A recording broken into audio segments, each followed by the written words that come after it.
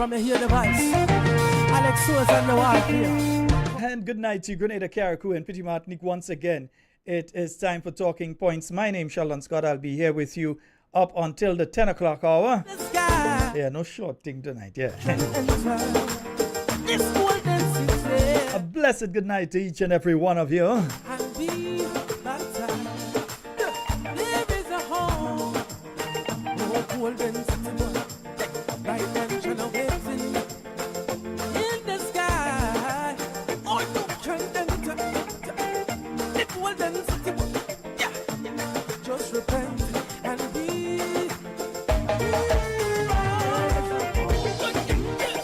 Just letting you all get on the inside.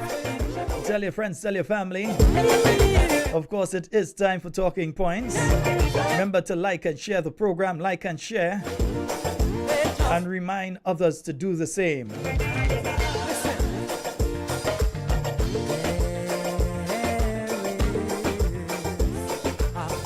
Good night, Talking Points family.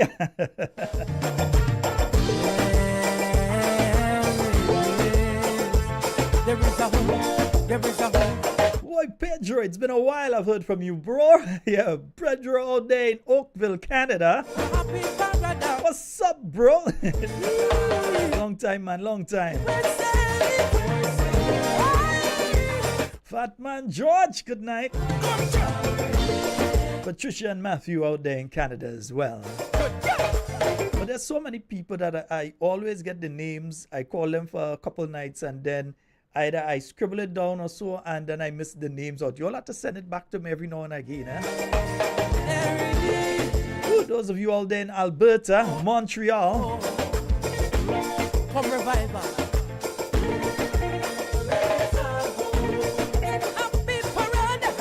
Alban Harris, good night to you.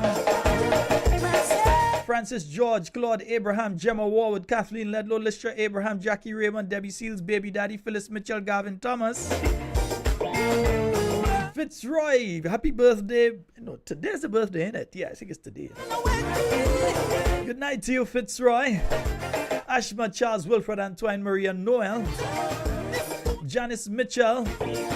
Errol Bonaparte. Mrs. Bernadette and Adrian Watts, good night. Dolores Redhead, good night to you. And Andrew, Shirley and James, Deborah Laborde, Matthew Bowen, and Marie Celestine, Grant, Faith Lynn, Hallie Douglas, Gloria Francois, Good Life, Rodney Barry, Miriam Samuel, good night. Sandra Joseph, Anthony Mona, Anna Lewis, Skype Spice Fitness, Marilyn Ferguson. Marilyn, what's up? Alcy Peters, Earl Benjamin, Yolan Pariag, a special good night to you. Sherma Jeremiah, good night to you and Zayla. Alan and Michelle Jones, good night to you. And of course, Zoe. Charmaine Ragbasing. Neela and Namara. Xavier, Adijon, Dennis Fabio, Clive Raymond, Marlon Pantry, Liza Bernard, Redgull, Pascal, Kathleen Knights, Jerome Lewis, Jenny Samuel, Merle Patrick, Velma Pascal, Jamil Alexander, Ron Julian, Jacket Man, good night. Christine Otley, Sky, good night to Arlene Fletcher, Alan Jones, yeah. You get a second time, Alan. Faith Lynn, Hallie Douglas, yeah. April Fletcher, Islan Moss, Patrick Augustine, Mavis Mitchell, Lydia Isaac, Oswald Belfont, Stephen Simon, Christine Batiste. Yes, I like to be in that number. Yeah. When that seems, oh, mountain, come try. Oh, marching in.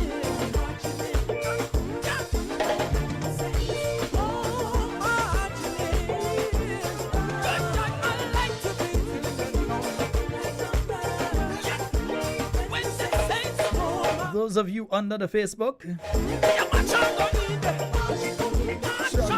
I'm sure I go see London somewhere inside there. Yvonne Courtney, good night to you. Ingrid Bourne, Nesta St. Clair, Shemaine Ragbasing, Veronica Frederick, good night to you. Estelyn Lett and your husband. Yes, Davis, good night. Yeah. There is a home. My brother Claude Abraham, McLean Mitchell, John Henry, Gary Modest, Winnie Simon, Nicole Ewing, and Joseph. Dr. Julie Dubois, special good night to you. Yolan Moraine, Enoch Bain, Donna Langdon, Teresa Collimo, Teresa Buddy Frederick, Rebecca Stafford, Glenda John, Lisa Jones, Nelsia Charles. Yeah, seeing all of you there.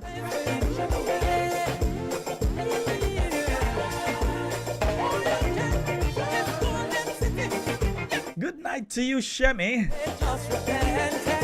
Good night to Kata as well.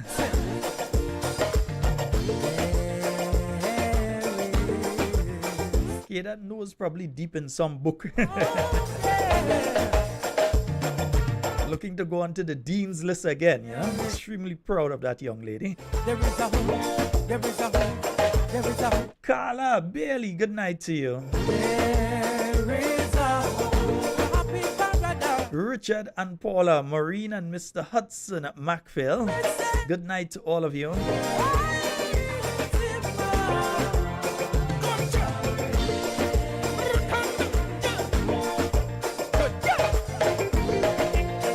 Say a special good night to Dr. the Right Honorable Keith Mitchell. There is a home.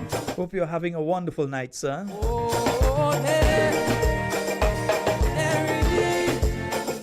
Working hard as usual, huh? Come revival.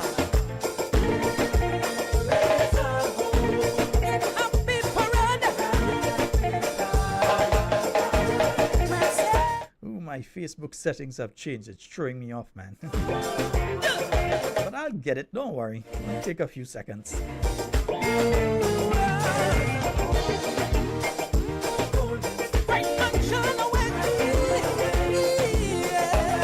Yeah, just in that kind of mood these days, huh?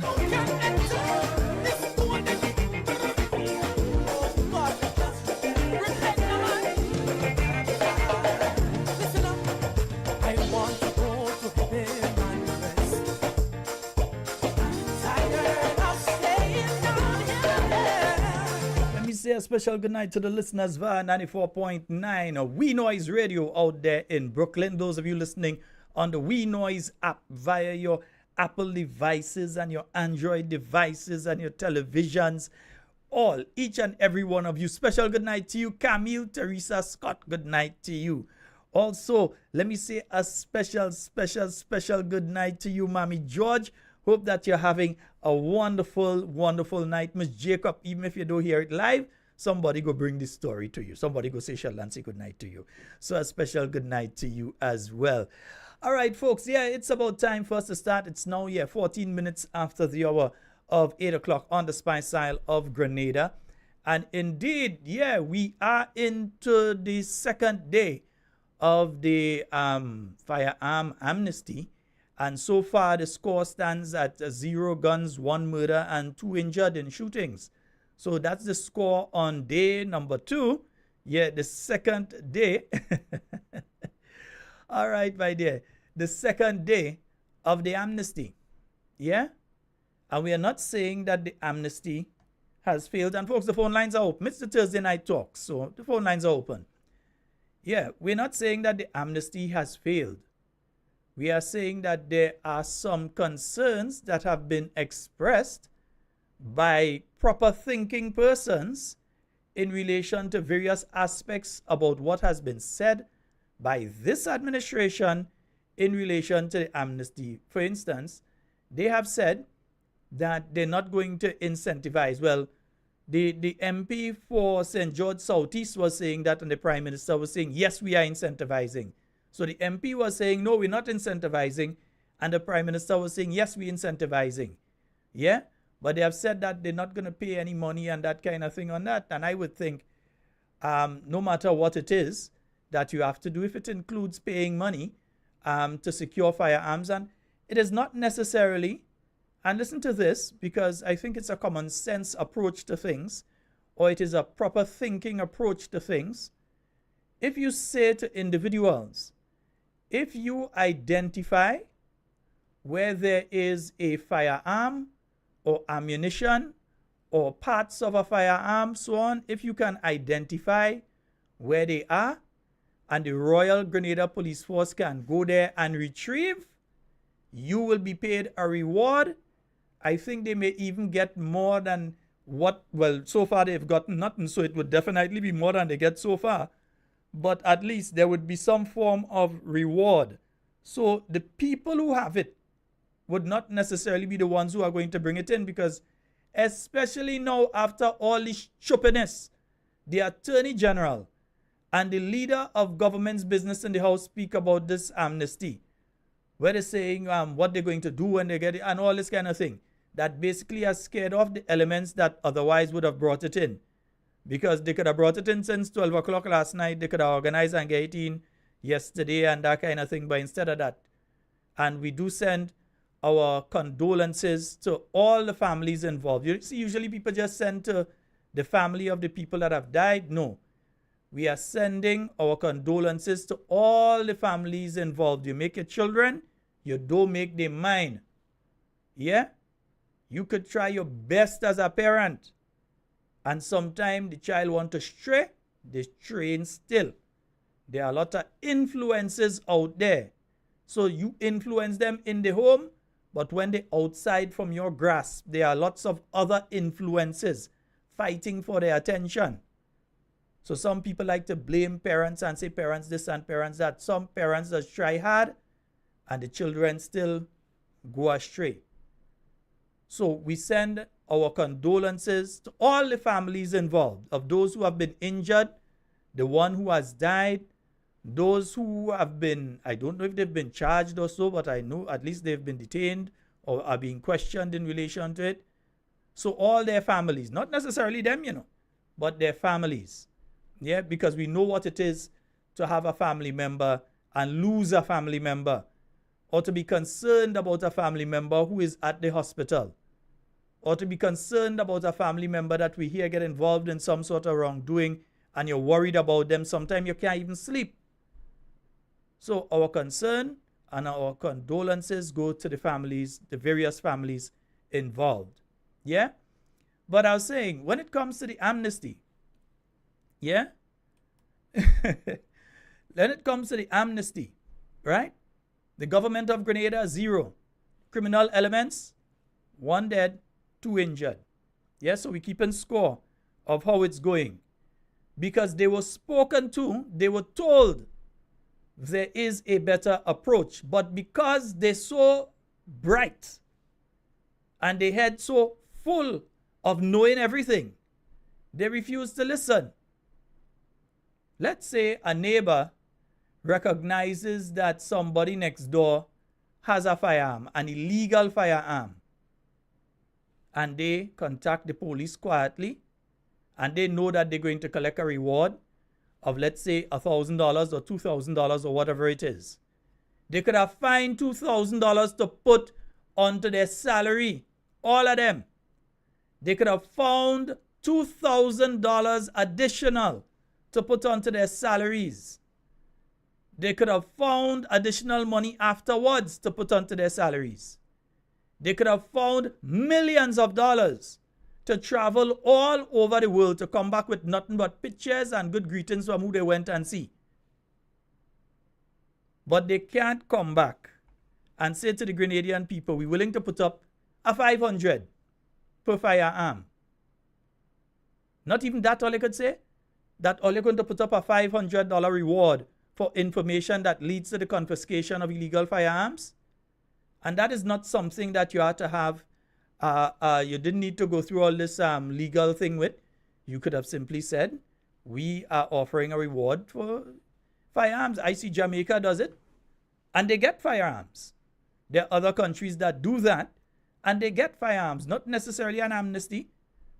Because a guy who is intent on committing a crime and has gone through the process in the underworld and paid his money to get his firearm, he ain't going and walk in no police station and hand nobody. He ain't going and call no lawyer and hand them. Unless he has been saved or something. He's not going to do that. He is simply going to just continue doing what he's doing and hope he don't get catch. As we saw just within the last 24 hours.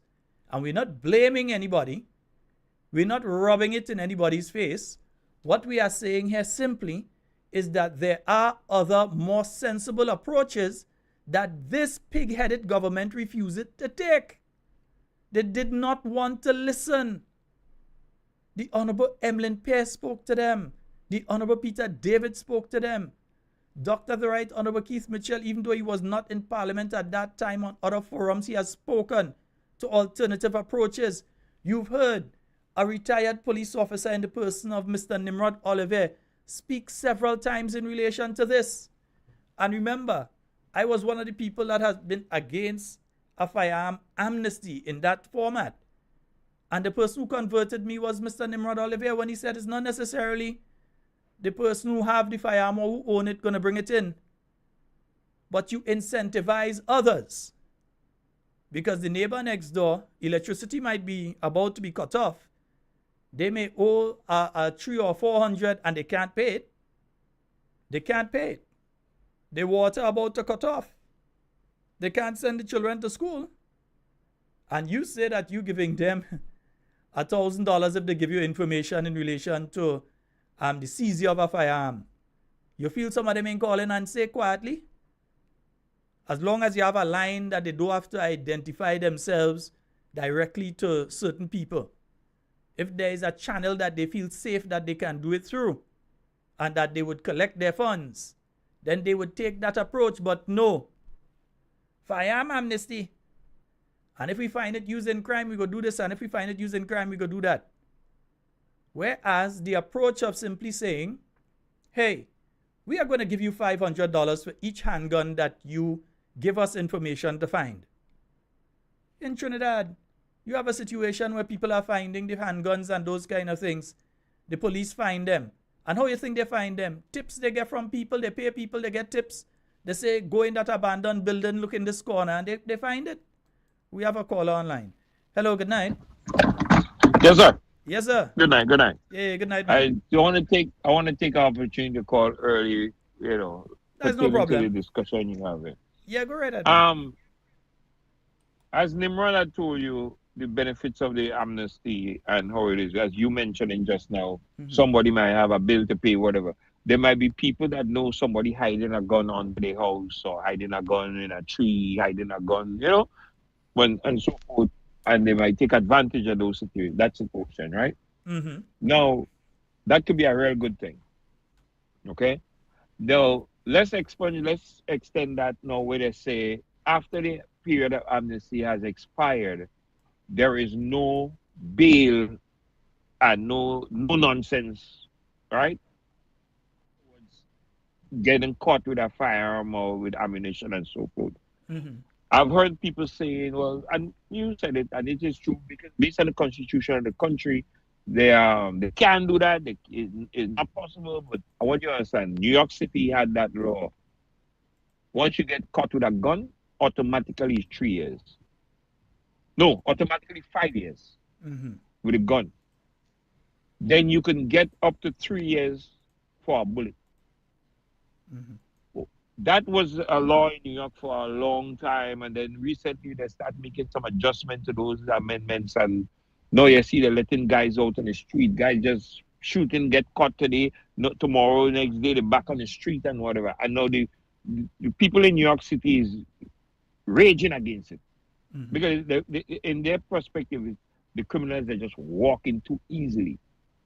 Right? You have to remember, I cannot say I am fully versed on our constitution in Grenada, but the Attorney General has the power to make a lot of changes when it comes to that aspect of the law. When it comes to crime. All right? They have that leeway where they can make, walk around certain things and make these changes. But in a lot of things, sometimes we got to think.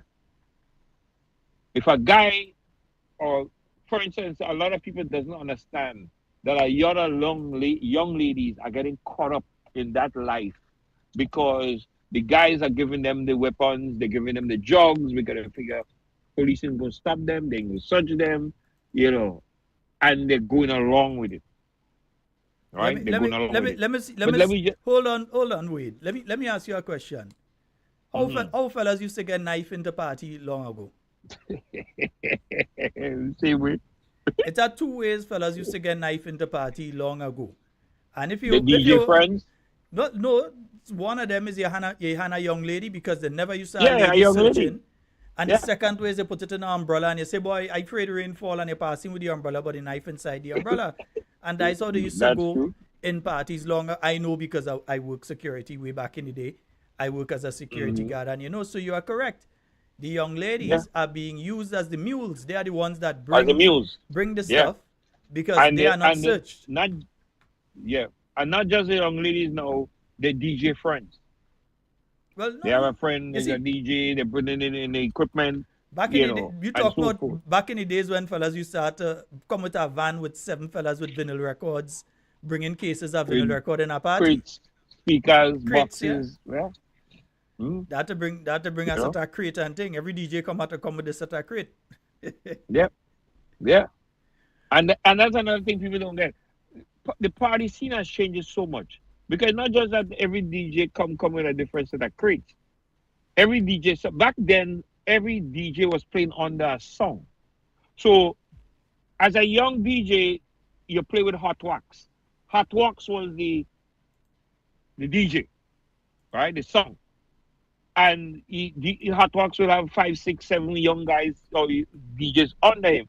DJ Harrow, same thing. DJ Akela, same thing.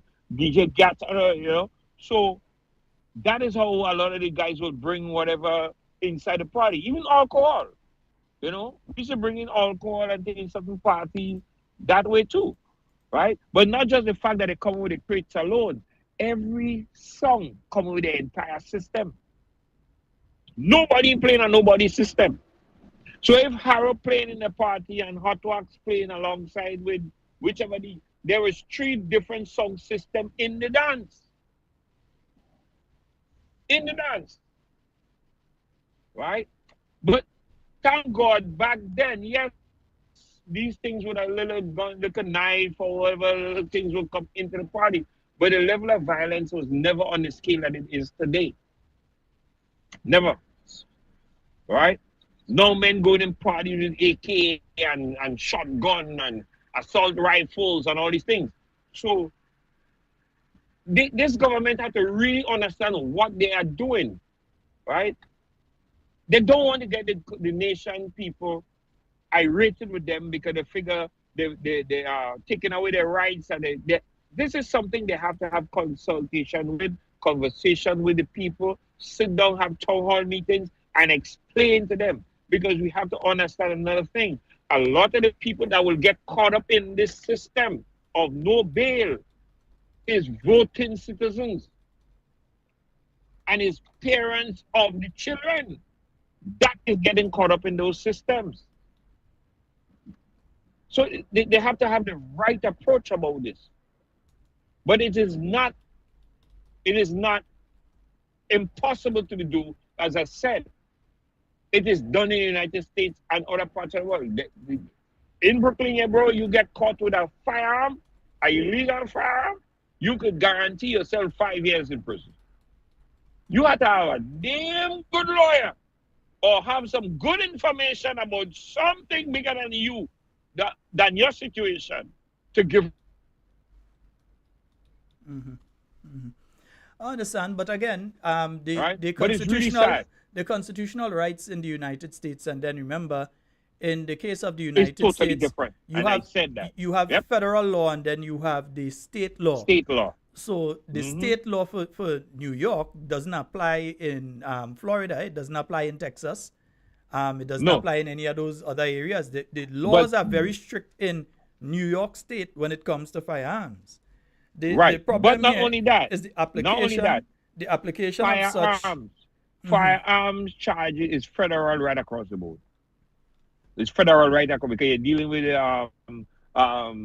what's it the people, the group, they are special police force that oversees firearms, ammunition, and you mean the FDA? ATF, yeah. ATF, ATF, right? So it's a federal situation. It had nothing to do with state. It's all federal.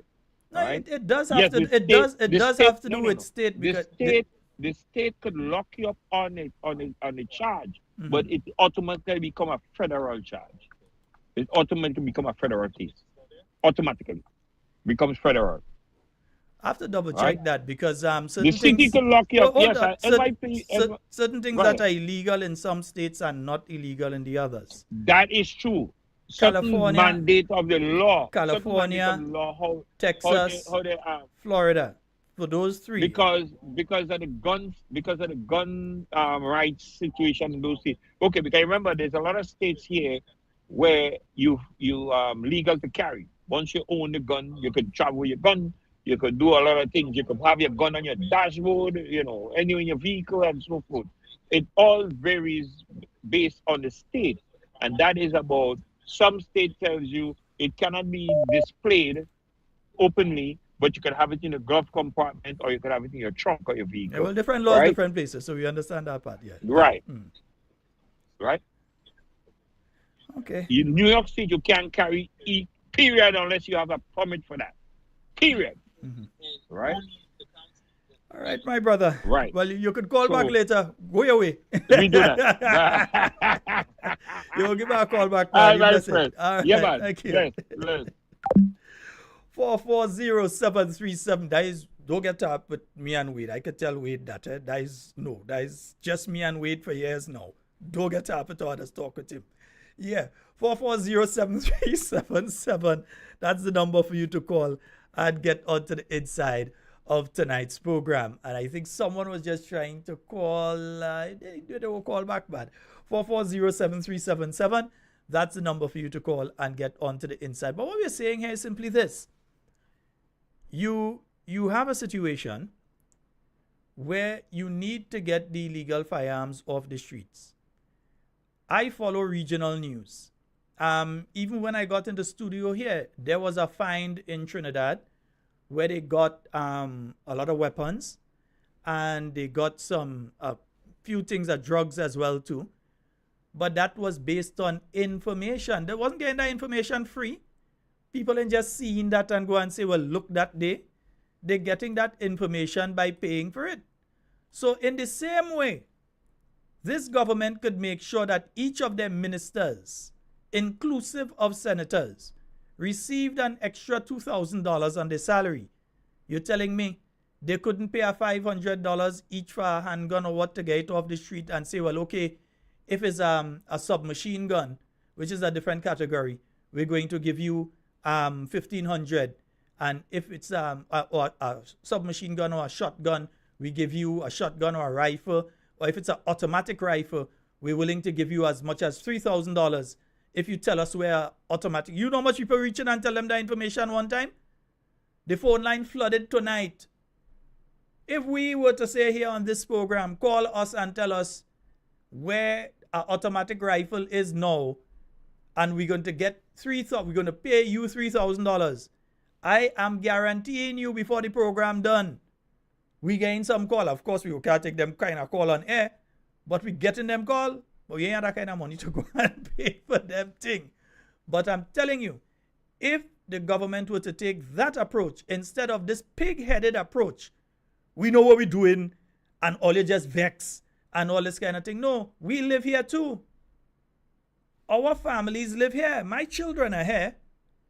My brother, my sister, my nieces, my nephews, my aunt, everybody, my uncle, everybody here. My cousins, everybody, we here. So we want here safe too. And if we are giving information to you and saying to you, listen, yes, good idea, but this is how you improve it.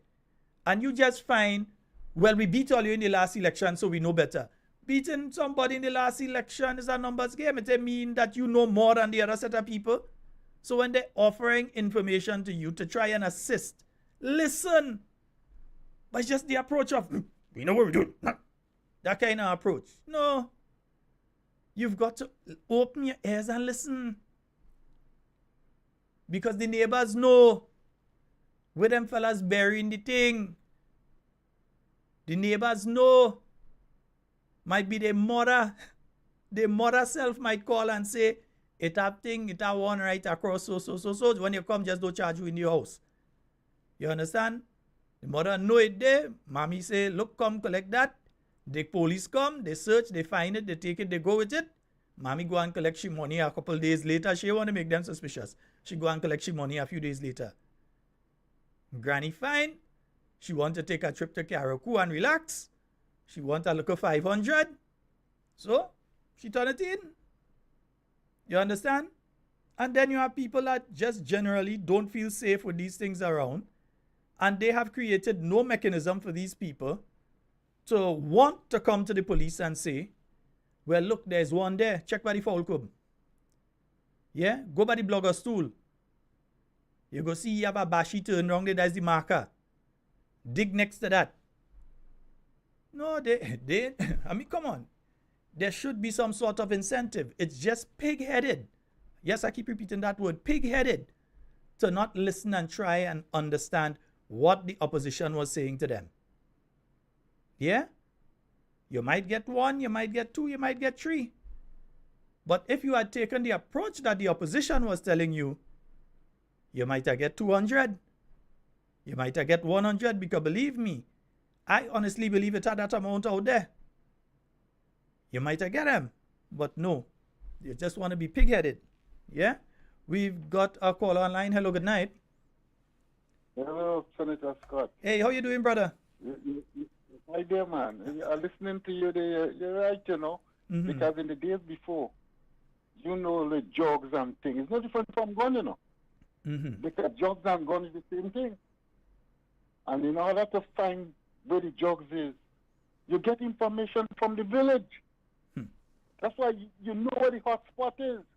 Why now in Grenada we pretend we don't know where hot spot is anymore?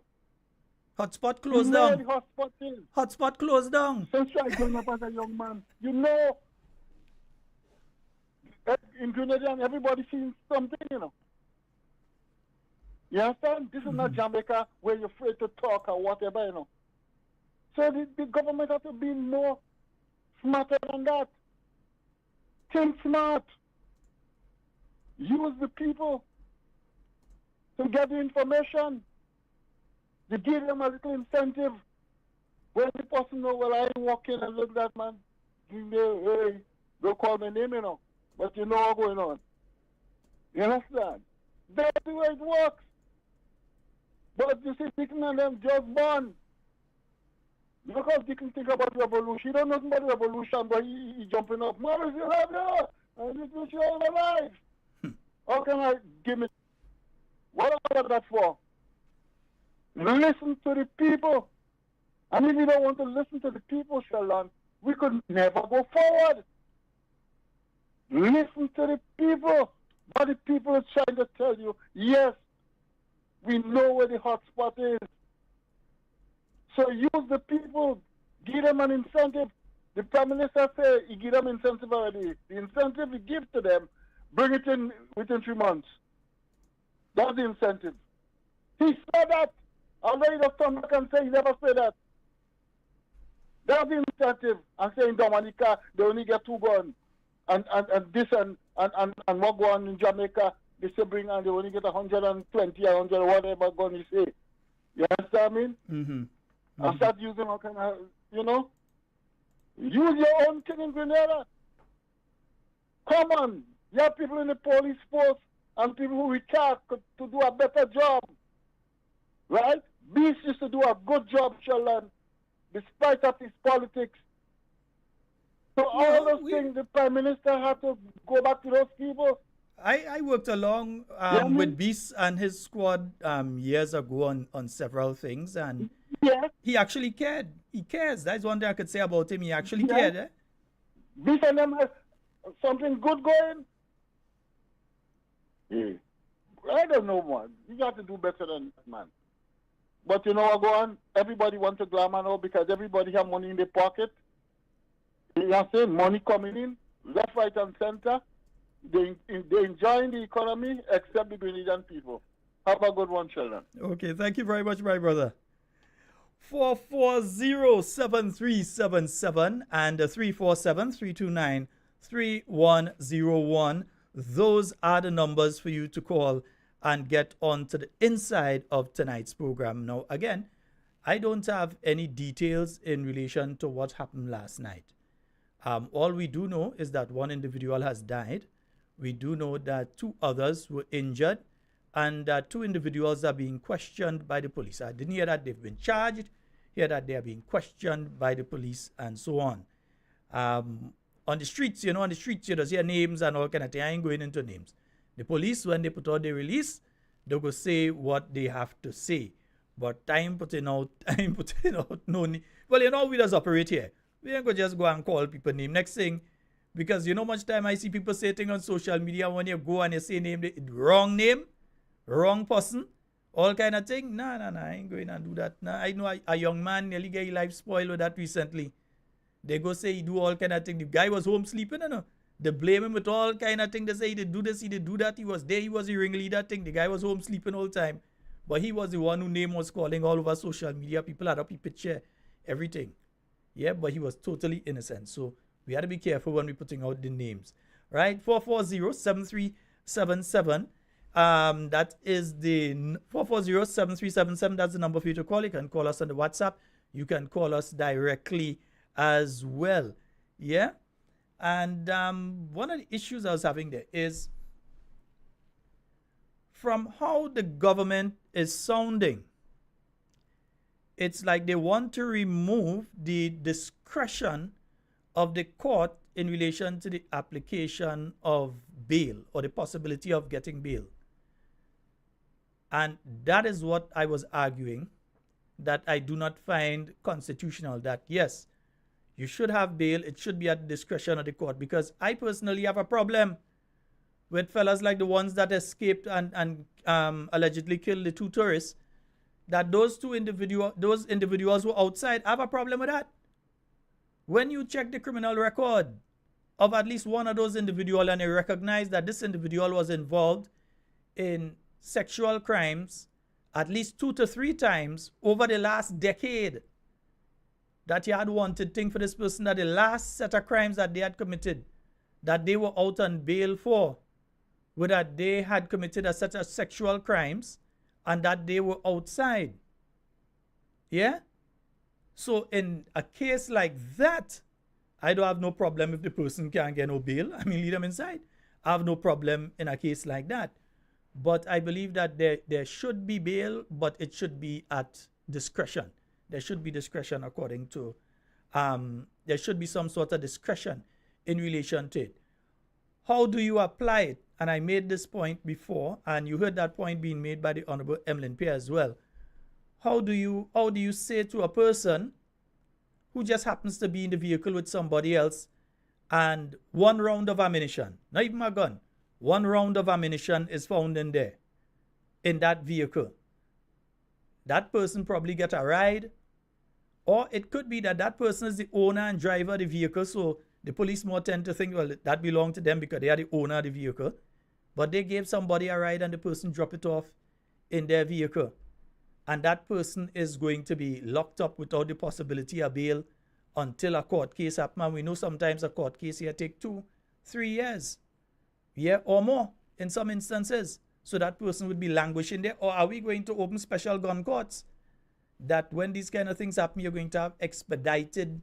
So there's a whole discussion, I believe, that has to take place in relation to that. Yeah, I think there is a whole wider discussion. And I would say to them, speak to the legal fraternity. Don't just sit in cabinet and make that decision. That should not be a yes. You have 2 lawyers in cabinet. I don't know both lawyers to be people who were practicing criminal law. Yes, not because you're a lawyer mean you was practicing criminal law. Not because you're a doctor mean you could go and do heart surgery, you know. And not because you're a lawyer mean you could go and practice criminal law. Criminal law is a specific area with different nuances. Yeah? So I believe that they need to speak with the Bar Association. I know there was a big discussion in Trinidad with some legislation that had been brought to Parliament to amend bail in relation to certain situations. And so same thing, firearms and kidnapping, different things, to amend giving bail to people who are believed to have done those crimes and different things like that. And they couldn't come to a solution. They couldn't come to an agreement in relation to that. It was a back and forth in relation to that particular issue. Right? 440-7377, 347-329-3101. Those are the numbers for you to call and get onto the inside of tonight's program. And folks, no, I haven't forgotten. Yesterday was Mayday. Yeah, yesterday was Mayday. Nice. Yeah, let's go to the phone lines. Hello, good night. Shirley? Yes, sir. Good night. Good night to you and other listeners. Since the other day you're talking about bail. You hearing me? Yeah. Right, you're talking about bail. The major offenses on the books, the law books, is bailable offenses, you know. With the exception, as far as I know, murder, treason, arson. However, the other offenses on them is with the discretion of the magistrate or the judge. But you have to give them the facts. So then they will tell you, they will say if it's bailable or not bailable. Mm-hmm. That's as far as I know it. I don't think I'll learn it upside down. I'll learn it straight from the books, as far as I know. Yeah. The second point I want to make now is that Yesterday was Mayday. Everybody kick up. I mean, I know time is going, but I hear you say, give the audience a little rundown on what went on yesterday. I come into Mayday, man. I personally didn't hear anything much, but I only hear it from Jenny this afternoon, but I want to know if you'll see something later on it, if you hear anything. Yes. I'm coming to Mayday in a short while. All right, then, partner. Take care of yourself. Enjoy the rest of the evening. Thank you. And have a safe trip back home. All right. Thank you very much, my brother. Stay blessed. Yes, indeed. And, you don't get bail for treason, for murder, not manslaughter. And I think it's certain. Anyway, I have to find out because I think there are different categories of murder and different things. So, because we know of an individual who, we hear that they confess. We don't know if they confess or if they've been accused. We don't know. But we're hearing that is the person that was involved in the death of someone. We don't know if they've been charged with murder or manslaughter or whatever. And they're outside. And we know of other situations where that has happened before and they're outside. So, me no lawyer. I'll go lead that one to the lawyers. 4407377. But folks, yesterday was Mayday and I was listening to radio this morning and I recognized something. I recognized a thing that I hadn't seen from the National Democratic Congress for a while. I saw desperation for them to try and flood the airways to give the impression that yesterday was such a wonderful day and everything was so hunky-dory and workers are so happy and so on. Yeah, NDC workers are happy, but it's not only NDC people working in this country. The vast majority of people that work within the public and private sector in this country, they do not support any political party. You have people who support the National Democratic Congress, you have people who support the NNP, and then you have the majority that on the time coming up around election, they decide I'm voting that way or I'm voting that way. So to try to give the impression that everybody isn't happy. Because listening to some of the union leaders themselves yesterday, there were several issues that came up. Nearly to a man and woman, they spoke about contract work. We know the promises. I don't have to go through playing all of that tonight. Cami, you're safe for that one. We don't have to go through playing all the clips tonight in relation to contract work. We know the statements that have been made, not just by the Prime Minister, but nearly every single candidate that the NDC put up at the last election. Nearly every single candidate that they put up spoke about the issue at various fora on the issue of contract work. The Prime Minister made the statement that contract work is illegal. Yet still, they are providing contracts to people in various sectors, both in the public service and in statutory bodies. Another aspect of what I heard yesterday, I heard it from Mr. Brian Grimes yesterday, was the issue of, and he came with that one again. He was speaking about the issue of the government seemingly going forward with making the health sector privatizing or getting into a public-private partnership with the health sector. It is not the first time that he's raised that issue. Several months ago, that issue was raised on GBN by Mr. Grimes because he is hearing it. Remember, he is the President General of the Public Workers Union. So he's hearing from the members who are there. Everybody that works with the ministers, who in the ministry, everything, the people who are putting everything together. He is hearing from them. And what he's hearing is that government is heading towards privatizing the health sector. What does that mean? It means when you privatize the health sector, we are going to end up in a situation where we have to find the money when we go in the hospital. And we're not just going in the hospital just so, or we better have medical care, insurance. We better have medical insurance. We ain't just going in the hospital like, no, something happened, you just bring it to the hospital, you just go to the hospital. No, unless it's a emergency case, you ain't just going to the hospital. So, or when you go, you better have your insurance forms filled out. Yeah? It is going to be a cost onto people. One of the other issues that were raised, not just by Mr. Grimes, but I think it was raised by Andre Lewis, and I must congratulate Senator the Honorable Andre Lewis on his presentation yesterday. Still didn't touch on some of the issues I would have loved to hear him and some others expound on, which is the dangers. And that's why I kind of theme tonight, who's going to save the unions, the dangers to workers coming up in the future with the quick pace of technology. Because right now, when it comes to technology, what used to take 4 and 5 years to happen is developing sometimes in 3 months, in 4 months. You open your social media, you're looking at your WhatsApp one way today. You put that device away for 3 months, you have to come back, you have to update, it starts to look different here. This feature added, all kind of thing. So every few months or every month, you're seeing updates and different things coming. So technology is evolving rapidly. Right now, it's like one of those cars that Lewis Hamilton does drive. It is moving at a fast pace. And the pace it is moving at, it is creating a situation where categories of jobs are becoming null and void, no longer needed. And it means that we have children who are within the Grenadian school system now, in the primary school and the pre-primary and so on, that we have not yet geared the education system towards preparing them for the advent of technology so that they become the creators, they become the people who repair, they become the people who build, and not just the people who utilize and have to spend to utilize. You all understand where I'm coming from.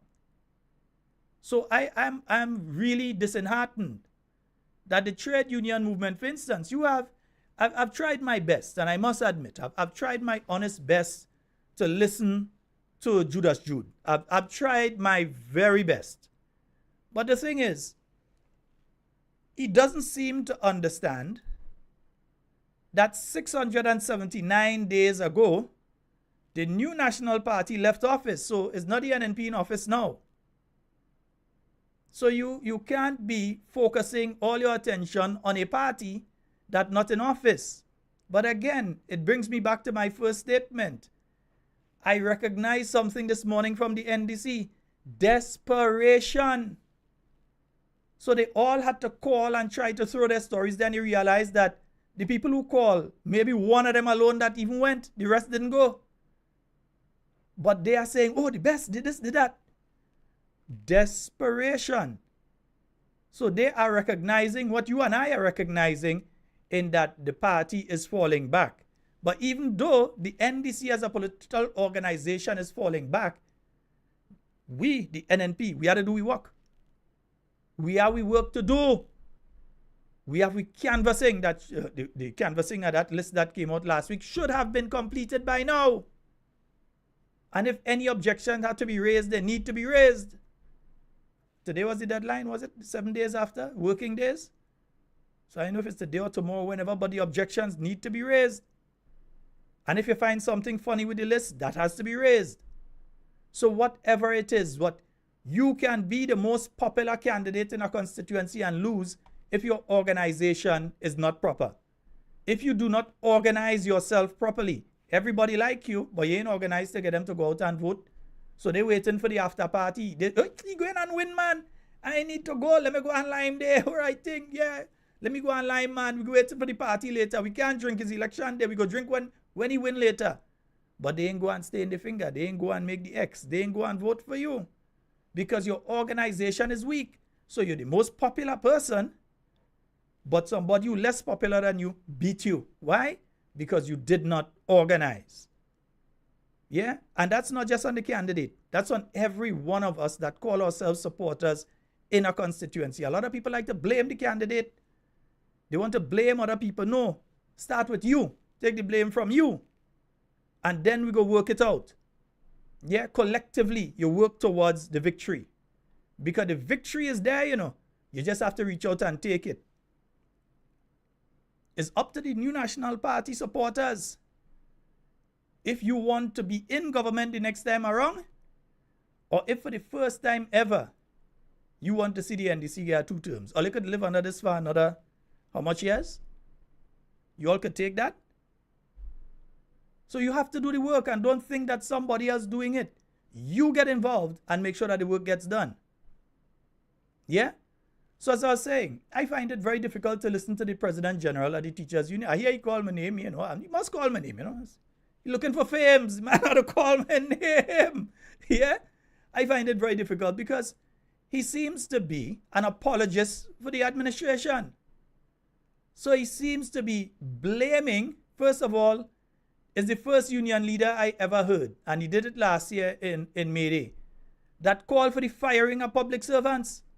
And he did it this year again, technically, when he was making the statement that he walking around with a placard saying the NNP basically still in charge of things. Let me explain to him that NNPites born right here, neighbor stringberry right here, pay taxes right here, and vote when the time comes right here, including in the Grenada Union of Teachers election. So watch yourself. Watch yourself. They vote in the Grenada Union of Teachers elections too. Because this hatred you have towards individuals, I don't know who do you something, I don't know what they do you, and I ain't gonna speculate, because if I start to speculate, I'll get in trouble. So I ain't speculating. I just saying, I don't know who hurt you. An NNP man hurt you? An NNP woman hurt you? What hurt you so? That you just hate. 679 days NNP not in power. You can't realize that yet? You don't realize that teachers as a profession are in danger?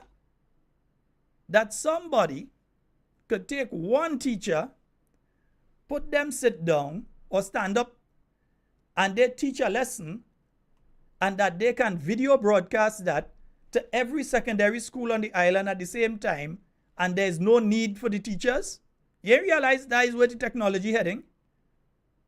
So that in 5 years, 10 years, 15 years, the amount of people in your union, unless you know how to go and unionize artificial intelligence, maybe they're going to change the law to do that. Maybe you would want to go and unionize artificial intelligence, because in time to come, you may very well find that a teacher will stay here on mainland, and one teacher would teach that course in Carriacou at Hillsborough Secondary or Bishop's College, and they're teaching that class at the same time at SAS and at GBSS and at Happy Hill and at up in St. Patrick there at MacDonald College. They could be teaching, one teacher could be doing that instead of having to have a teacher at every class. There is a clear and present danger from technology to the jobs of the people that you represent, and you have nothing to say because your intellectual level is drivel. Your intellectual level is just run your mouth on NNP and praise the NDC. You have nothing of an intellectual level to offer. And I'm sorry to say that I expected to at least hear a development of that sort of theme from some of the workers. I understand that there are issues, so you must hear the issues. The issue of, and I hear that they're speaking now of going to cabinet with a document in relation to pension. Pension. The pension that's being paid, the non-contributory pension, is a creature of the Constitution. Let me repeat. The pension, as is a creature of the Constitution. So I am very interested in seeing the formula that this government is coming up with in relation to it. I heard Mr. Grimes speaking of the possibility of asking public servants who are on contract and those who are not already qualified for the existing pension, the 1958 pension, that those individuals who don't qualify under that will be asked to pay 3% of their salary as contribution towards a pension. Yeah, the people who get 4% the other day and they had to pay additional 1% at NIS. They're going to be asked to pay 3% pension. So you basically erase that little 4%. You understand? That grand. Right? So they are being, that is what he's hearing. And again, Mr. Grimes is in the system. He's the public workers. You know what he's saying? So if he's hearing that, it must be good tobacco. I know if it press or iron or whatever. But you know what you're hearing. So you're going to interfere with that. Good luck with you and the Public Workers Union and solidarity from the other unions on that pension issue. Good luck. Because when Dr. the Right Honorable Keith Mitchell raised the issue of pension reform before the last general election, and the same Jude Bartholomew, Jude Bernard is a waste of time, but Jude Bartholomew of the Grenada Union of Teachers, and I believe Mr. Grimes was the president, yes, of the Public Workers Union, when they and other associated unions were asked to come and start the discussion in relation to the issue of pension reform, all you remember, not a man show up. All you remember, nobody went. All you remember, nobody wanted to have that discussion under the new National Party about pension reform. Dr. Mitchell asked them, to come and talk about it. Because it may very well have to include something at the constitutional level. It may. You may have to start talking constitutional amendment and so on. You may. I don't know for sure. Again, I'm not a lawyer. But you may have to start discussing that aspect of it. And Dr. Mitchell invited them. They never came. The unions did not come. So let me see if they won't go now to discuss the same issue under NDC administration, the very same issue to achieve the very same objective that the new National Party was seeking to achieve. And not a union representative showed up to have that discussion in relation to pension reform. I'm very interested to see if they go show up now. Yeah, I'm very interested to see if they show up now to have a discussion in relation to the issue. Because it is an important issue. I don't think anybody would say it's not an important issue. But all the unions and the workers need to be on the same page when it comes to that. There was also the issue yesterday that was discussed of the big problem of, in fact, I wonder if I can find a video on that one. I might be able to find, let me see if I could find a video on that one here. Yeah? Because there is the issue, and let me play this one. Yeah. He might be able to explain it a lot better than I could explain that particular issue. So let me see if I can pull it up here. Nice. And let me see if I can, that's over here. Yeah, so let me get it. They want to come, but I want to send a note. I want to send a note. They know that the PM is a corporate liar. They know that the PM is a corporate liar. So they think that the time now is their time. So they will come and wanting to change things.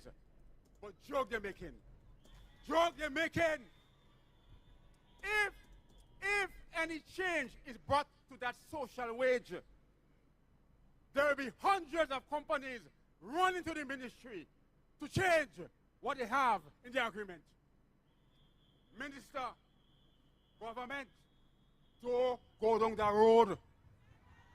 Don't go down that road. There's a can of worms. Those guys are waiting. Folks, I just realized that I had that audio kind of low, so I think some of you may not have heard it clearly. So let me just restart again.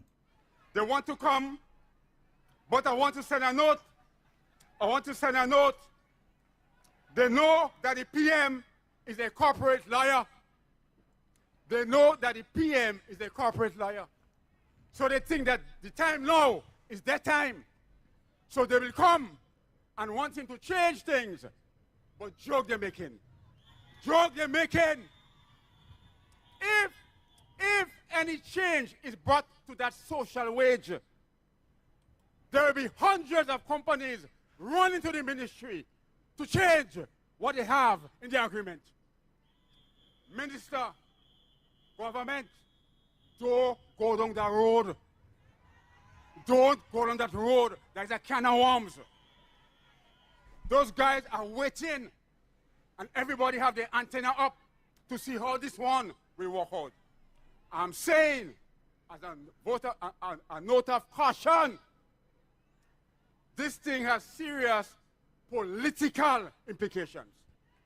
It has serious political implications because in 2010, 2011, it was my party, the NDC, that was in power. When the brewery took us, Labour, to the wire. They took us to the wire. And now my party come back again. And they come back again. And they want to fight. I said, down with these people who want to suck the marrow from our workers. Down with these people whose intention is to fill their pocket and leave workers hanging high and dry. So I played that because you have a person who obviously identifies as a supporter of the National Democratic Congress, a union, one of the leaders of a union, who openly recognizes, advertises the fact that he's a supporter of the National Democratic Congress. But he's saying that there's a problem, that the National Democratic Congress is not working in the interests of workers. That what they are in fact doing in the background is that he's saying of various pressure groups, because remember, the NDC had to find some money somehow to be able to campaign, isn't it? They find money to campaign. And where did they find the money to campaign? From various businesses and so. So now what is happening is the businesses want their pound of flesh. So they are saying to them to change this local law. You see this local law here? Change that line.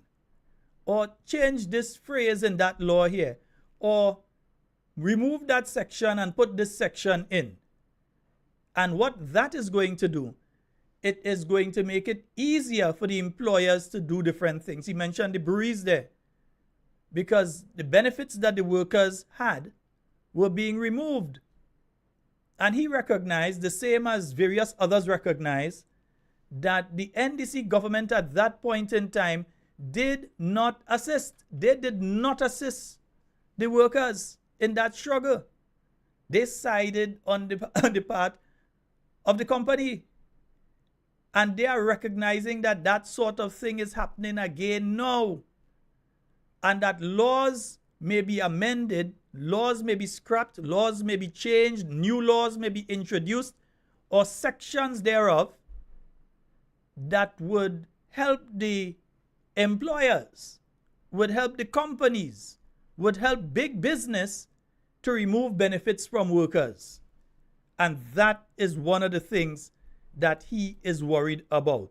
Let me see if I can pull up Senator Andre Lewis here. I think I have a bit with Senator Andre Lewis. Let me see if I can pull up his bit here now. I hope it's the correct one that I'm pulling up here. Our fight now is to ensure that all the unestablished workers, all the so-called contract workers who have worked side by side with what is called permanent workers, be they teachers, be they nurses, be they doctors, receive the same pension that established workers are receiving today, that pension which was restored. So before we can speak about anything going forward, we have a duty and an obligation to ensure that these workers who have labored side by side with the permanent workers get the same benefits. And that is our duty, and that is our commitment. A worker is a worker. My friend Claudette, Senator Claudette, you highlighted my comrade and friend, Comrade Grimes, a number of occasions, and therefore, you know, it's solidarity in the movement, right? Let me say that our information on the ground, not what the ministers are saying, is that very few public officers have felt the impact of what they call regularization. As the cooks, as the orderlies, as some of the teachers, as the nurses, you know what they do? They have not made the nurses permanent. They have increased their salary, even without discussing the union, a violation of the ILO principle. So when you speak about bigging up the ILO, that's great. But let us respect collective bargaining, free collective bargaining, and recognize the role of organized labor. So don't go behind the union back. Don't refuse to speak to the Public Workers Union. And folks, this is one of the things that he's speaking about here that I have spoken about on several instances. This government is union busting. And at least one union leader is smart enough and savvy enough to understand that this government union busting. You have ministers going and meet with the staff in the Ministry of Health and promise the nurses all they will get that increase without involving the union, who is their bargaining agent. You have public workers around Christmas time, they're getting the union not involved. What this government is doing is destroying trade unionism. And if Mr. Brian Grimes, I realize Senator Andrew Lewis seems to realize what's going on. If Judas Jude and the other unions that have people involved in the government sector, if they don't see that what the government is doing is attempting to destroy unions, they ain't like unions. They come and they shake all your hand and all kind of thing there. But believe me, it's the same hand that go ram the knife in all your back when the time come. It's the same hands go do it. Go ram the knife in all your back. Because they are trying their best to make the workers beholden to them. So it is all about we prime minister. It's all about we government. And forget about the union. So when the time comes for the union to stand up on an issue and say, well, okay, these workers have been unfairly treated, and therefore we are going to take industrial action, they cut you off at the knees. So nobody will, wait, who's studying Grimes and them and they protest and me ain't taking part in that? This government give me that and this government give me that. Grimes and them had nothing to do with that. The government give me this and the government give me that. Stay there and let the government give them this and the government give them that. You are the bargaining agents. You have a responsibility, legally so, as the representative that the government not might, not should, not can. They have to go through you. They can't just go and meet with the work. They go, the prime minister sit down with a person who is not even a member of cabinet, not even a member of government, as we know. There's some kind of thing in between, a diplomat and something else. Go and sit down with the doctors and them and tell them, we're giving all your a raise. Where was the union? The union hearing about these things afterwards. And you all don't realize that this government don't like all you? You all don't realize that this government is all for destruction of the unions? This is an anti-union government. Yes, they have some puppet like Judas Jude go be there talking for them. They had them. Them, you know, back in the days, they had them string puppet and them they set a string and they make them walk and all kind of thing. They had them so.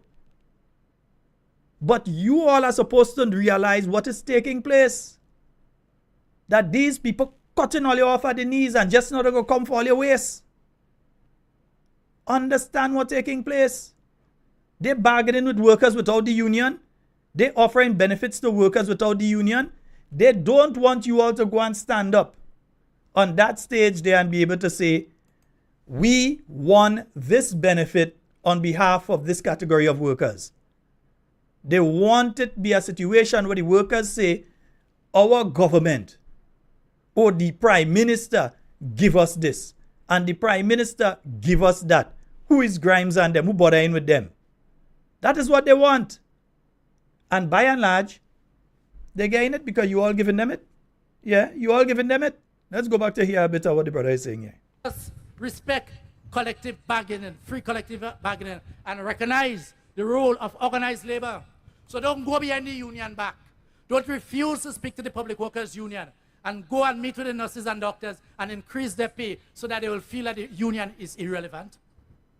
They are not made permanent. And we challenge the minister and the government to give us the numbers.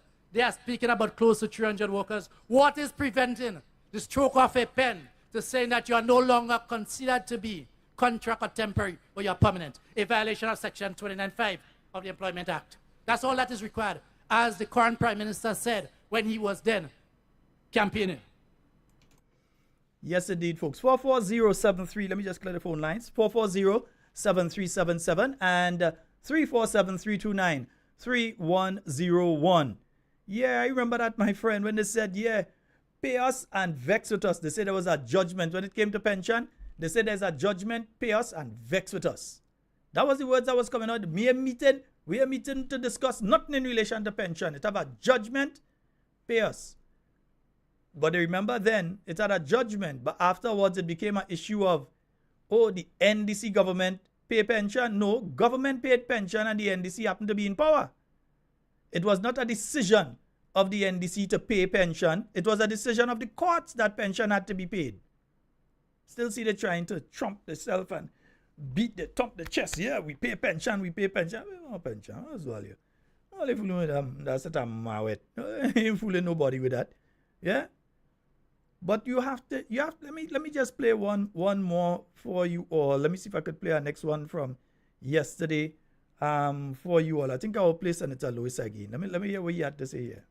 Comrades, industrial climate, the private sector. The private sector, Comrade Juice Mason. And this goes along the line of what we were speaking about earlier, where there is the attempt now to amend the labor code, to amend the laws, so that the different big businesses would be able to do to workers basically as they want. They have profit sharing, to either reduce or remove the profit sharing as part of what was the collective bargaining agreement between the workers' representative, the union, and the employers. To get rid of it, as it is right now, they know they can't touch them thing. But if you amend, and laws are so funny, sometimes changing one word could change the entire meaning or something, So they're saying to amend different things. But anyway, hear it from people who could explain it better than me.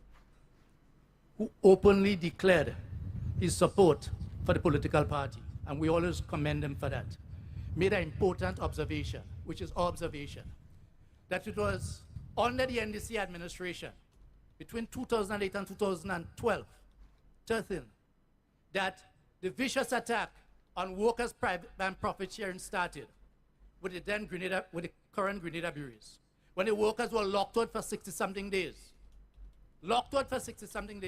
And the government, in our view, and in our engagement with the government, seemed to have allowed the private sector to do as they like. Colleagues, I'll tell you, it appears as though that is every time the NDC is in office, the private sector feels emboldened to look to go after certain basic rights of the workers. Now we have Hubbards. Trying to take away the profit of CIW workers. We have Citizens Paint, for the first time, represented by the Technical and Allied Workers Union, going after the workers' profit share that we represent. And I'll tell you, it is known, Grenada is small, that some of these private sectors may not necessarily be buddy-buddy with the government in terms of political parties. But what it speaks about is the class interest. It speaks about the class interest, that they do not see political colors, but they look at the philosophy of the government in office and determines when they can strike. So for instance, and I want you to think about the following.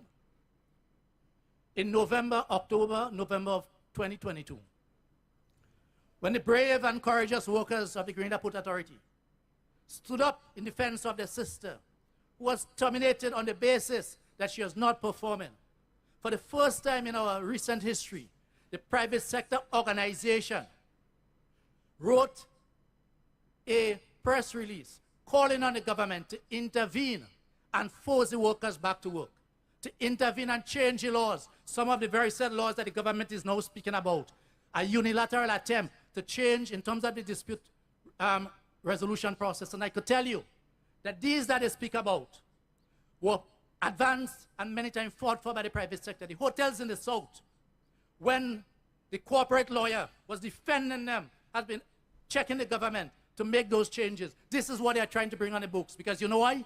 We have been told in the past that there are a number of foreign investors who are bypassing Grenada because workers are going on strike too easy. But I'll tell you, the fundamental difference between a slave and a free man is our ability to withdraw our labor. And whatever law there is will always be guided by this.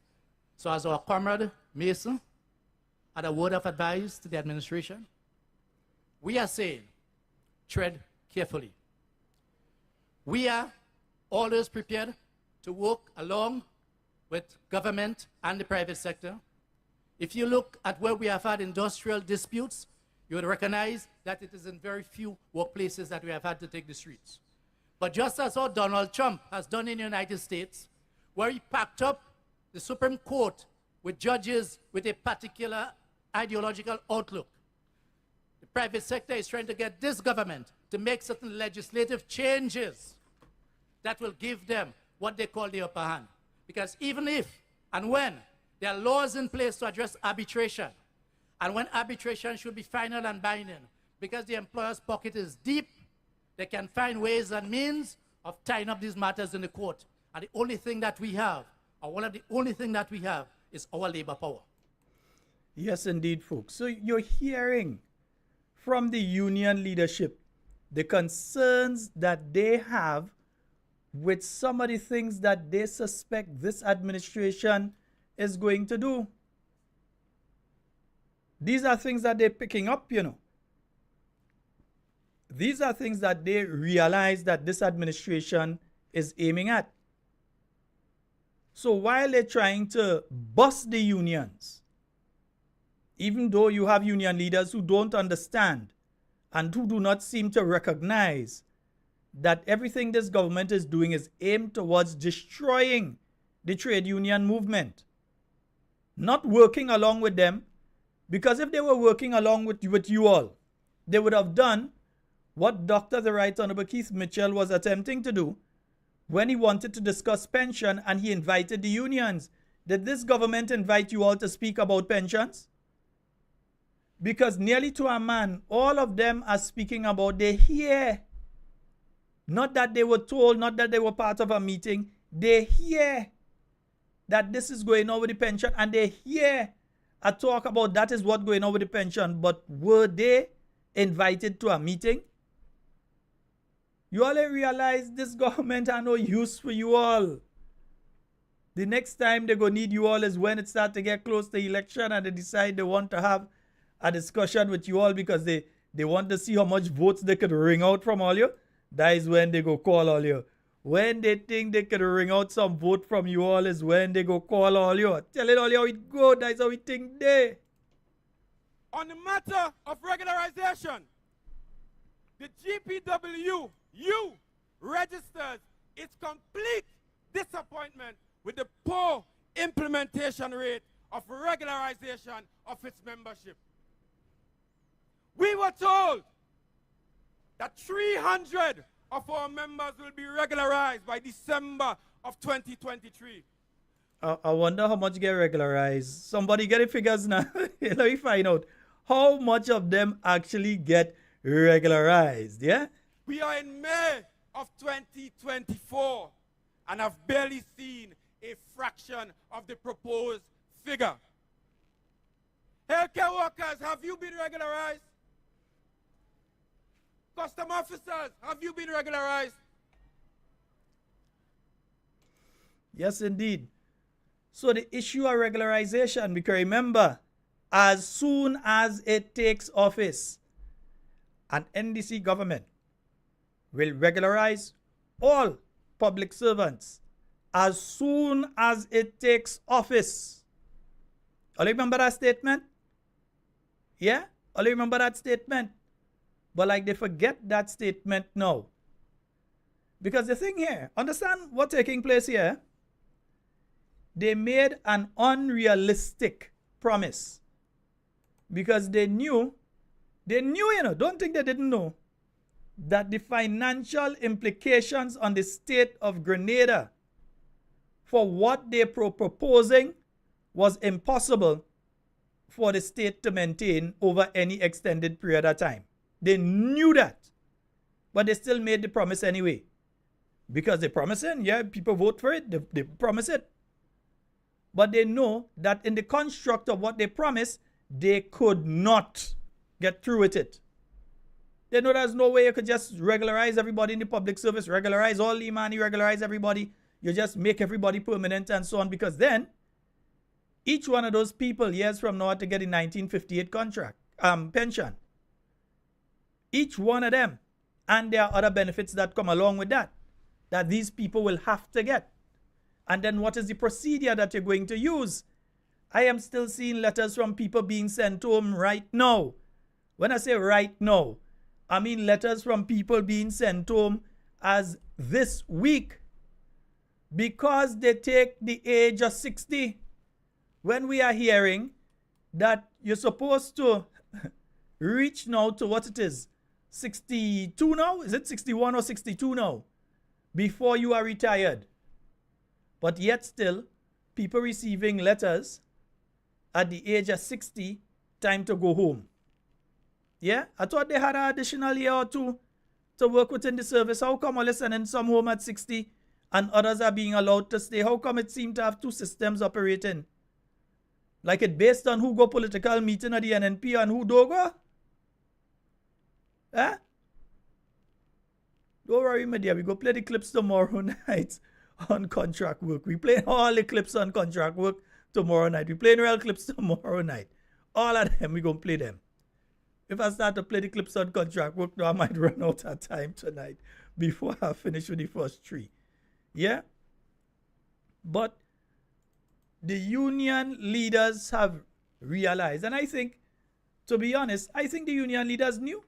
I don't think that is a surprise to them. They knew that is an impossible task for the government to just regularize everybody. They knew that. They can't tell me that they didn't know that. They know that. Because they know there are cost implications to doing that. And those cost implications are not just a one pay now and you forget, you know. That is every year as more and more people go onto the pension scheme that you find yourself having to pay more and more and more over a period of years until you might end up like one of those countries and them that find themselves in a situation where end of month they can't pay. Or in this case, fortnight, you can't pay because you're broke, so you don't have. You have to go and try and borrow the money some way or something you don't have. So that's why they're talking pension reform now. Yeah? They're talking pension reform now. So let's hear what else did Mr. Grimes speak about? I think I mentioned this one a little earlier. Staying on the issue of the health sector, it has been reported that the NDC administration is contemplating statutarizing or privatizing the health sector. The union wants to place on record its firm and complete disapproval of this policy position. Healthcare is a public good. Healthcare is a public good. In addition, the government of Grenada has, through words before its official installation and during its period of governance, expressed a firm commitment to improve healthcare. The relinquishing of responsibility to a private firm will be a bitter betrayal of healthcare workers and the citizens of Grenada who desire affordable healthcare. We urge the government of Grenada to rethink its strategy.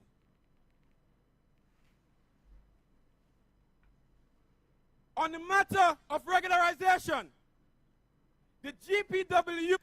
Yes, indeed, folks. So, you heard it again for the second time from Mr. Grimes. He's emphasizing that point that it seems as though this government is they are intent on changing the healthcare system into a private system. So we're going to hear more on that one. We're going to hear more on that particular one. Folks, let me open the phone lines again. Yeah, 440-7377. Yeah, you hear me talk enough. You hear them talk enough.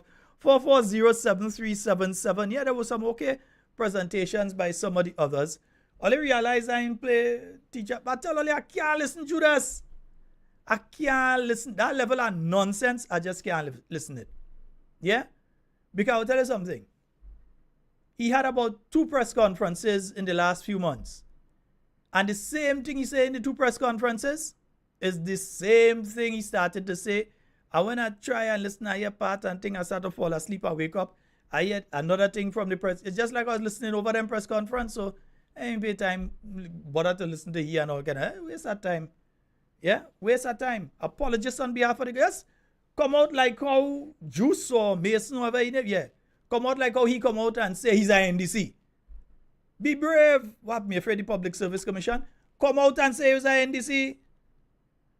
Because while you're under the Public Service Commission, right? Because they passed letter asking for people to moderate their behavior on social media. They send out letters to the people within the public service, which I do believe includes teachers. Isn't that part of it? Isn't your appointment through the Public Service Commission? So they sent out a letter asking people to moderate their behaviors on social media. Yeah? Under the NNP, all you say all kind of thing about Dr. Mitchell and all of the MPs, people, all kind of thing. Under this administration, all you're getting shut up letter from Public Service Commission. Public Service Commission selectively asking some people to report to the Public Service Commission office. Yeah, asking selectively.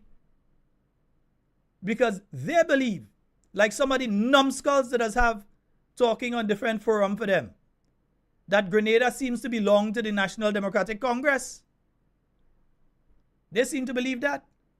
So that only people from the National Democratic Congress supposed to be working in government. But friends, let me tell you all something. If that is the attitude openly, they're hiding it, you know. They're telling you all that. What you all think going on when they're giving people jobs? You feel they're giving anybody that is a supporter of the New National Party, or they even have the belief in the back of their mind might be a supporter of the New National Party? That person ain't getting no work that to stay there and suffer. Nothing for them.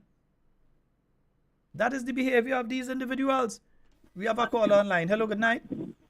Hey, good night. Hi, good night. Dedicated happy birthday to you. Yeah. That 2 days ago, man, but thank you. All right, go right ahead. Yeah. Them people know what they're doing, man. Don't worry. The same stick will bleed the black dog, you go beat the white dog. All right. Thank you. Yes, indeed. 440-7377 and 347-329-3101. Those are the numbers for you to get onto the inside of tonight's program. Yeah? Those are the numbers for you to get onto the inside of tonight's program. Let's go back to the phone line. Hello, good night. Hey, good night. Hi, good night. What's up? I'm good, man. How are you doing? I'm doing good. On a serious note, though, thinking that, the healthcare system in the country is way down the drain. And I thinking that if it's privatized, I think it's going to be better, because if it privatized, you're going to have it in a situation where the government don't run it, right? And if the people have to pay a little something to get good health care, I think it's good, because right now people in the hospital right now, and they have to get medication. They have to go and buy it on their own. Nothing. You don't have no medication and all of that. But if you privatize, there will be medication. If the patient wants something, they will be able to get that. So I don't think it's a bad idea though, because my friend, right, let me just say this though. My concern with it is this: if you are introducing a new element into the Grenadian society that is going to cause an increase in the cost of living for a person, and in this case, you're really talking the cost of living, because you go dead if you can't pay at the hospital. So it is the cost, right, the real cost of living we're talking about here. Then you should also, parallel to that, be introducing new aspects to the Grenadian economy to improve the amount of money that people are earning and so on. Not just saying that you're raising salaries, but you have no projects, you have nothing going on to increase the amount of people working or to increase the amount of money that on average Grenadians make and so on. Because you have a minimum wage. You don't want to be working for minimum wage, you want to be working for over that. But you want to do things in the economy, and this government has done absolutely nothing they can point to and say that they have done that. That is going to improve the Grenadian economy. That is going to make this person be able to earn more money, or the poorer class of people be able to earn. In fact, they've taken benefits from them. Yeah, I do agree with what you're saying. The statement that you made, I have to agree with that. No, so I'm not disagreeing with you. So I'm not disagreeing with you. I'm saying, I'm not disagreeing with you. I'm saying you're correct, but I'm saying it should be done parallel to improving the economy and improving the standard of living of Grenadians. So I'm not disagreeing with you at all. But the thing is that what is happening here? They raise the minimum wage. Mm-hmm. Okay, they raise the minimum wage, right? And on top of that, the cost of living is up is so high that the minimum wage that they raise is nothing. Because 2 years ago, the minimum wage used to be about $45, right? And what you used to get in the grocery store for that, now you're going to the store with $100, and it's like $20. Is that the $100 like $20? Mm-hmm. You understand? Yeah. So the situation is there. The situation is the cost of living. The chambers of commerce don't give a damn about the citizens, about the things, the price in the shop. The chambers of commerce don't care. Cost of living every day. Nobody can budget nothing these days, and you can't budget anything, because if you go to budget, by the time you go to the store, what you pay for today, tomorrow the price is a different price. So how you could budget? Mm-hmm. Yeah, price change. You can't say okay, I'm gonna spend $300 for grocery. No, when you go to the store, the price is 3 times higher than that. So how you going to do? You just have to go and buy piece by piece every day. And they have the Chamber of Commerce don't care. The cost of living is going up. I think they have up. It's 3 years. Everything is just keep on going up. I don't understand that. Listen, the only thing that really caused the Grenadian people to think it because they mostly have people in the foreign, England, Canada, and they're sending down some money, Western Union, MoneyGram, and that's what keeping the people going, because if it wasn't for that, trust me, I don't know what would have happened to Grenadians. It's because they have their family and they might have a friend, and they send a little money for them Western Union, and that's what keeping them going. Mm-hmm. This is the only thing that's keeping them going. Because the cost of living is so high, you can't buy nothing. You go, as I said to you, you go in the store for, you spend $100. Two little things you're getting for $100. Mm-hmm. Two little things. And that's, and again, so again, to close it off, that's what I'm saying, because I think we came right or wrong back to where we started now, that yes, it is in a sense good to have that system in place with the a private sector run health industry, because at the standard that would be offered with it.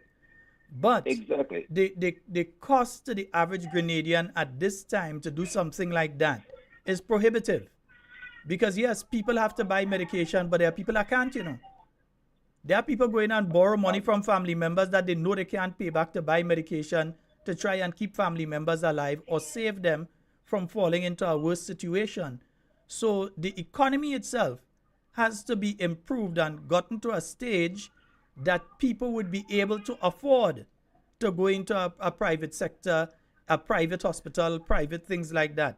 But you can't be thinking about that in a case of Grenada as it is right now with the volume of unemployment there. Listen, in just 2 months, roughly 2 months, in fact, next month, you're going to have a set of students that leaving school again, and not a single program exists to absorb those students. Nothing. The point I was making to you, privatizing the healthcare system is not a bad idea. That's what I was saying. No, well, I think we passed that stage, so I think we agree. All right. Yeah, okay. It's not a bad idea. Okay, my brother. Thank you. Yeah, I'm not disagreeing with the caller. Yes, you may end up with a better standard and that sort of thing. But when you look at it, is the average Grenadian even now able to go and see a private doctor? Most people have to wait. They're feeling ill. They have to wait until in the morning to go and see one of the doctors at a medical facility.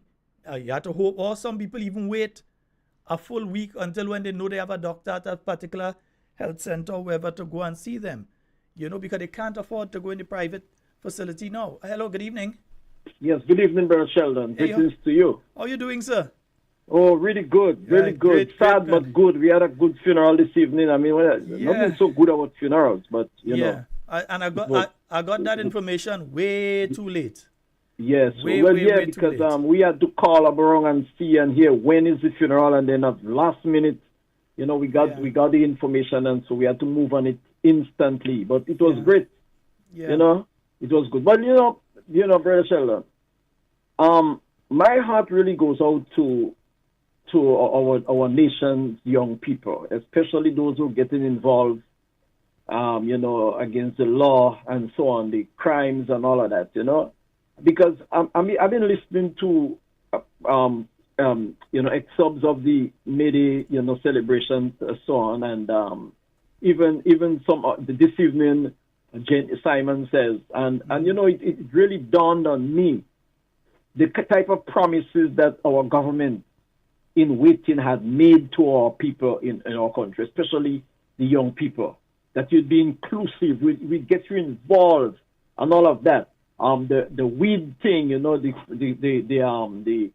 decriminalization and the legalization of the weed and so on, and the back of it, is a sort of arresting of the young people that is involved in drugs, and even our Prime Minister was standing, holding a weed tree, cannabis tree and all of that. Now get me right, the Grenadians. I'm not condoning crime. But when you have the rise in unemployment, right? The rise of cost of living, it means that inflation would be really high. The percentage of the rate of inflation would be high. And so what's going to happen, that the normal man, the person that you would send home, would be unemployed. And what you think would happen? Everybody don't think the same way, So we are calling upon our government. Time is against us. We are calling upon our government, our Prime Minister's cabinet, to revisit all these promises, come to the people and let them know, listen, the promises that we made, it was a fake. It was a blunder. We lied about it. We thought we could have done it. Come good. Come good. And make this thing right, because if you continue lying and using the back door to escape and all of that, crime's going to be on the upsurge. It's going to be going up, right? And we are going to be, sometime on a lockdown or a real security problem. We are calling upon the Minister of National Security and his advisor to step aside, step down, and let somebody who can handle the security matter and causes of our country take the chair. I'm serious about that. We need to hear from these people. We're not hearing them. They're not saying one word.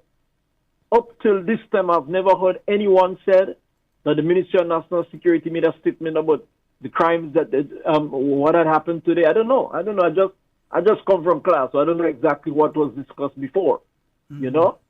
So we are calling upon them to step aside. And if they wouldn't step aside, make some statements. Let us hear what they are saying about what's going on today. Never in the history of Grenada, right? We had three terms in office, right?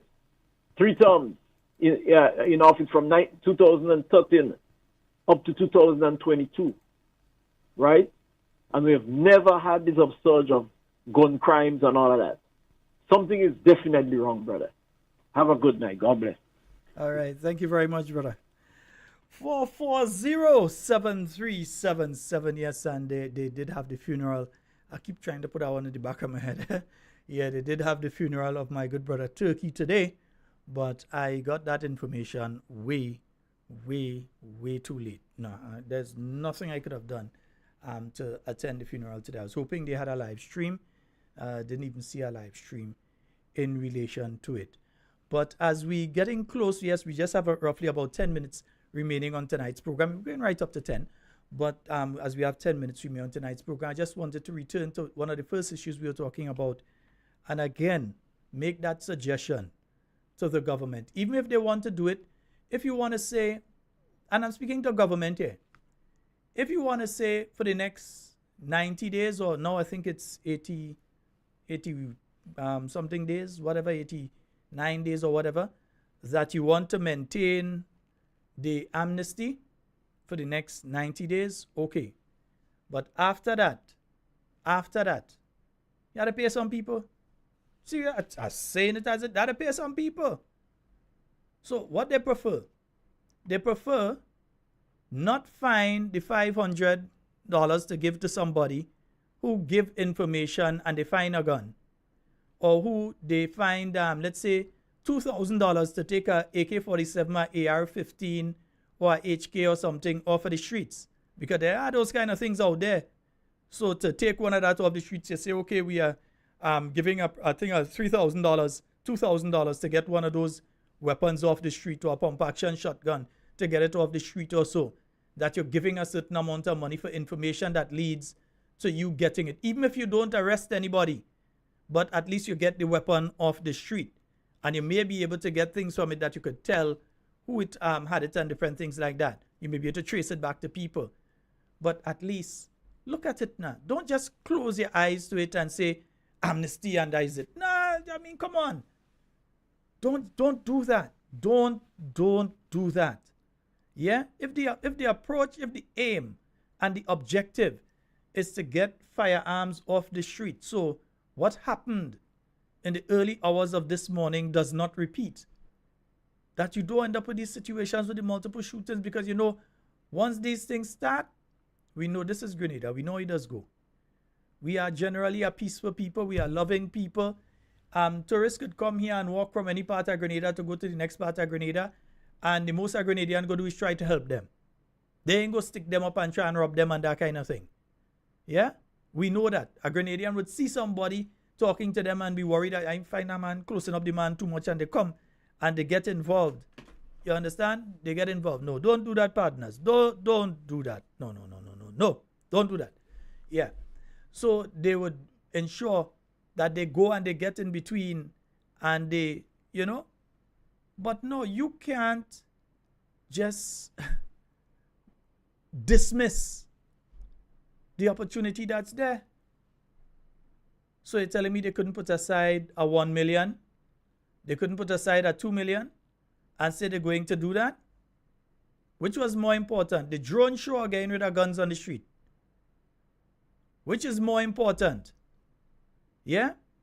If you could find $10,000 to pay a person to sit down in an office in what should have been, and I agree fully with Miss Jenny Simon, the position should have been one which was voluntary and you receive a stipend. And there are many people, many, don't think there's only one person in Grenada could have do that. There are many people in Grenada who would have done that and be proud to do it and consider it to be national duty to do it and may not even have taken a stipend. There are many people that would have done that. But you find $10,000 to do that. You find $9,000 another way. Yeah, you make sure that each of you get how much thousands extra on a monthly basis. You're making sure that your friends and your supporters in the constituencies eating a good food. In fact, you made sure because you increased the threshold from 15,000 to 100,000 under procurement. You've increased it up to 100,000. So now you could check your brethren in the constituency and say, hey, we needed to do that wall, we will give you 50,000. Yeah, we gave you $50,000, just do that wall. How much fee? Do that wall. And you don't have to go through a procurement process. You can just do that in the constituency now. Without all of the checks and balances that should have been there to protect. So you can do that now. And you will do it. And in fact, some of all you are doing it. When I hear how much $1,000 for a piece of concrete, maybe as long as me. Just to put in a piece of concrete as long as me. And you hear the thousands to put that in certain places. Don't worry, the story coming. The story coming. Yeah? Thousands of dollars. Just to put in a piece of concrete just as long as me. So when you hear these things taking place, and you recognize now, you recognize that there are many people out there eating our food, and a serious food at that, in various constituencies. Yet the government tell you they ain't incentivizing. You don't have to incentivize the criminals, smart Alex.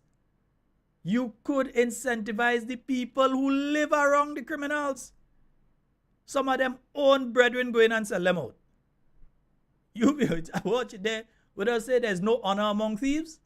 Some of them own brethren go in and sell them out. Say, what? But I know that man had a piece there and the man don't lend me. I know how I go do, man. Call the number and he say, look, check that man so by so. And just I will collect that money through, and he send his girlfriend or he send somebody else to collect the money for him. And they find the weapon and he collect the money. You understand? Simple. But they really want to move guns off the street and so on. Yeah, they want to focus on the people who have legal firearms and finding ways and means of caging those people and to kind of stop those people from getting their stuff renewed and all sorts of things. Just putting obstacles in the place of legal firearm owners and things. Because the Prime Minister don't like it, nobody in Grenada must be able to access it. We do not live in North Korea, Mr. Deacon and Miss Mitchell. We do not live in North Korea.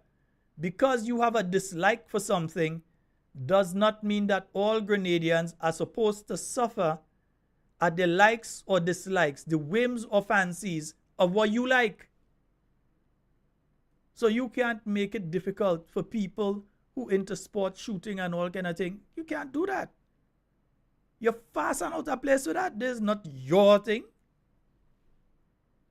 That is absolutely out of it. You can't do that. Yeah? And folks, we just about out of time. I know somebody's coming. I can't take the call right now because we're nearly out of time. So I wouldn't be able to take the call right now. But folks, it has been wonderful being in here with you tonight. And definitely, I do apologize for not having the program last night. But, you know, sometimes you need a rest day in and between. So we had to take that one last night. I know you all know I needed the rest. So we got some rest yesterday. But we are on tomorrow night with the Friday Night Forum. We will be on tomorrow night with talking points for you all. And of course, as I promised, yeah, we got plenty clips. We're going to remind people a few things that was said and so on. We go come out with a thing. We go say a thing. We go play a thing. Right? Nice. Folks, that's all the time we have for Talking Points tonight. It's been wonderful being here with you. In everything you say and everything you do, do it safe and secure.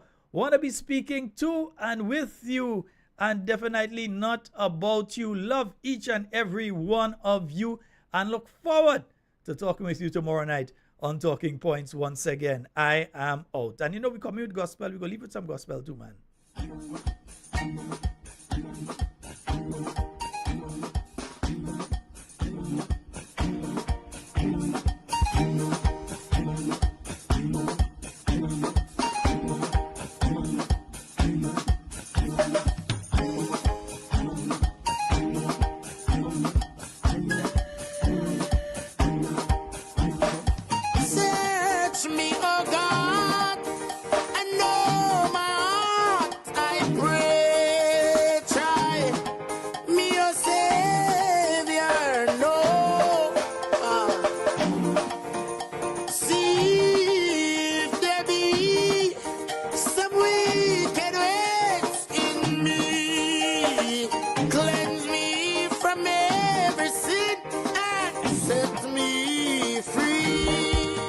If you are a leader and you lead because of power, if you take away from the poor man and you leave them just to suffer, oh, if your life not in line with the will of God, you must learn the searchlight inward.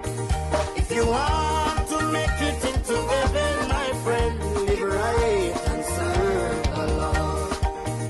If you are a leader and you lead because of power, if you take away from the poor man and you leave them just to suffer, oh, if your life not in line with the will of God, you must learn the searchlight inward. If you want to make it into heaven, my friend, live right and serve the Lord. Oh, if you are a leader and you lead because of power, if you take away from the poor man and you leave them just to suffer, oh, if your life not in line with the will of God, you better turn the searchlight inward. And if you want to make it into heaven,